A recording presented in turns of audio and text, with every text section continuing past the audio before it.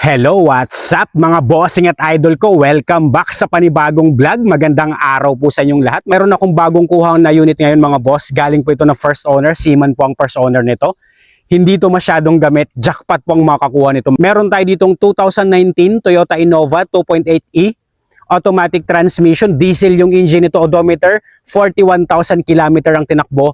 Price nito 788,000 kasama na po ang transfer of ownership. Panalo tong unit. Swerte pong makakuha nito. Legit mileage not tampered mga boss. Money back if tampered.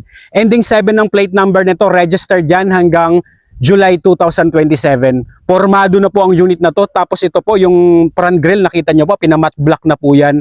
Mga headlight malilinaw. Naka full garnish set. Naka Orion headlamps and fog lamps. Garantisadong maayos to. Sa mga naghahanap dyan ng pang family service. Used but not abused to mga bossing. Formado na to, nakamags na po yan na BBS. Mga gulong hindi pa po expired. 2024 ang production date. Nasa 90% trade life. Presentable outside appearance, zero retouch. Original shiny paint po ang pintura nito. Kung Toyota Innova po ang hanap nyo, isa po sa mga garantisadong quality at saka isa sa pinakamabenta nating MPV sa Pinas. Hindi po ako mapapaya sa inyo. Meron na pong rain gutter yan. Tapos may repeater na signal sa ating side mirror. Lahat po ng gulong natin na apat, parehas po ng kapal yan. Meron lang pong hairline scratches dito. Pero overall appearance, kung ayaw nyo pong ipa-retouch, okay lang po yan kasi original shiny paint, presentable outside appearance.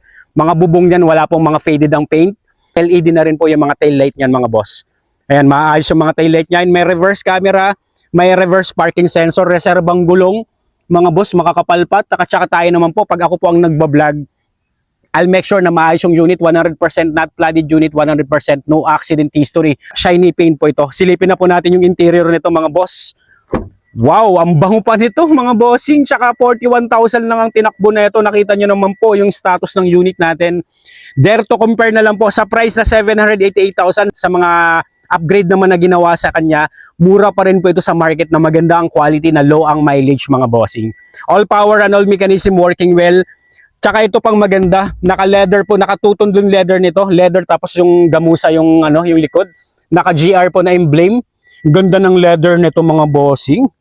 Panalo ang unit natin. Na-scan na check na test drive ko na rin po ito. Pag nakita nyo po ang unit na to, sigurado akong kukunin nyo na to. Yung steering wheel natin, wala pong mga tuklap-tuklap dyan. Tapos yung dashboard nito, meron siyang leather na nakapatong. Pero kahit alisin nyo po yung leather accessories niyan, all intact po yung mga pang-ilalim niyan. Tapos yung naka-Broadway po na rear view mirror po mga boss.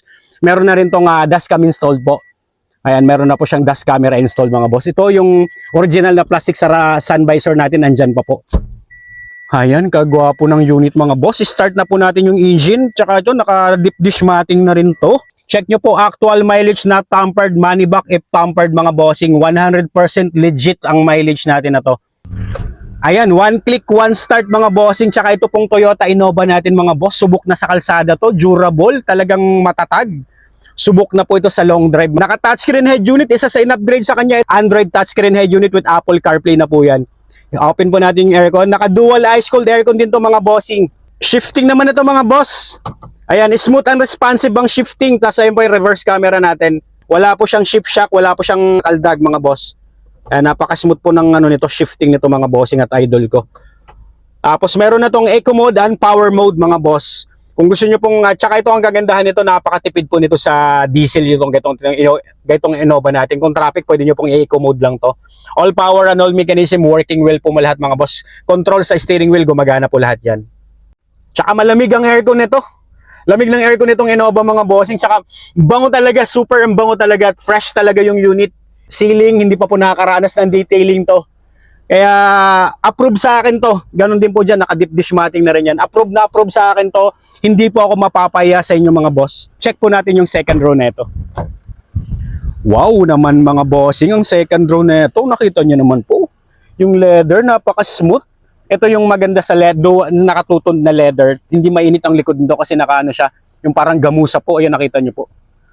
Ganda ng pagka-leather niyan. All intact yung leather. Wala pong damage, walang punit mga bossing. Ayan yung aircon sa second row natin. Panalo ang unit, tsaka yung mga pang-ilalim, wala pong unwanted noise, walang kaluskos, wala pong kalampag to. Maayos yung mga tint niyan, mga salamin, naka-all stock Toyota pa po yan. Naka-shark fin antenna. Check niyo po yung cargo bay nito. Wow! Tsaka iba yung amoy neto mga bossing. Ang bango ng amoy neto. Eh nakita nyo po, naka-deep dish matting na po yan. Naka-trunk tray na po sa likod. Maayos yung unit. Third row po niyan, as per owner po, bukod sa bihira niya lang nagagamit po, yung third row niyan halos madalas nakatupi lang daw po yan. Hindi niya masyadong gamit tong unit. Gawa ng seaman nga siya. Nagagamit na pinapaandar-andar lang po. Tsaka sa subdivision. Ito, nasa subdivision po ako ngayon. Ayan, nandito po ako sa subdivision nila. So ngayon, kakakuha ko lang po nito. Wala na po akong gagawin dito. Literal na sasakyan nyo na lang din to, diesel and go. Yun lang yung nakita ko dito, yung hairlines. Ito yung hairlines niya dito. Pero hindi po, kahit hindi ko na po iparetouch yan, makita nyo naman po ng actual yung unit, talagang maayos talaga ang quality mga bossing. Apaka-smooth ng under neto. Tsaka ang ganda nito i-drive mga boss. 2019 model pero well-maintained, well-kept talaga to. Naalagaan ng maayos. Ayan, 41,000 kilometer ang tinakbo mga bossing. Tsaka nakita nyo naman po yung mga upuan. Tapos yung GR Sport, yun sa headrest. Ganda ng leather nito mga boss. There to compare na lang, maayos talaga ang quality. Wala talagang pintas. Pwede sa mga masasela nating buyer. Yan, sa mugs pa lang, magkano po ang mugs niyan mga bossing? Yung BBS mugs na yan. Naka-disc brake yung harap, brake drum ang likod. All goods pa yung mga preno niyan mga bossing. Tapos may pag-lamps na rin to. Open ko po ang ilaw nito para makita nyo po kung gaano ka-presentable yung ilaw nitong 2019 Toyota Innova natin mga bossing. Shout out po sa mga kababayan nating OFW. Panalo to, attitude black ang kulay. Ang ganda ng pagka-black nito mga bossing. Open natin yung headlamps nito para makita nyo po yung Orion headlamps na in-upgrade dito mga boss. Ayan, ang linaw yan lalo na kung mahilig kayo mag long drive.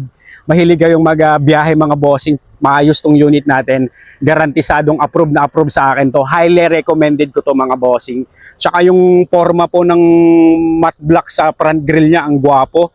Tapos yung plaka niya po, meron na siyang plate cover. Tsaka iba yung kintab niya mga bossing. Check po natin engine bay nito under the hood. Ayan mga bossing, check nyo naman engine bay nito under the hood mga boss.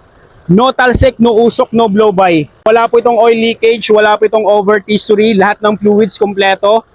May mga kasa markings pa po yan, naka-Amaron battery. Tsaka mga boss, eto pong Toyota Innova, garantisadong maayos at talagang durable, reliable talaga itong mga gitong Toyota Innova natin mga boss. Tsaka ang ganda ng suspension nito. Powered by a 2.8 liter turbo diesel engine that produces 170 horsepower at 360 Newton meter of torque mga bossing.